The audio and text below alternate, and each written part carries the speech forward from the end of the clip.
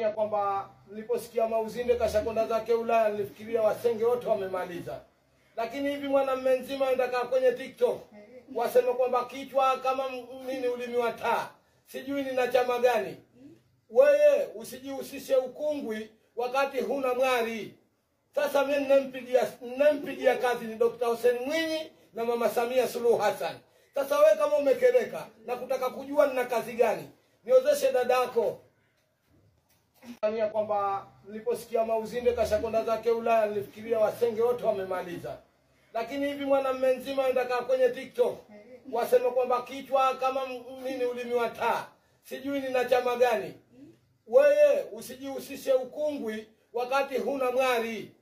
Sasa mimi ninampigia kazi ni Dr. Hussein Mwinyi na Mama Samia Suluhu Hassan. Sasa wewe kama umekereka na kutaka kujua nina kazi gani, niozeshe dadako.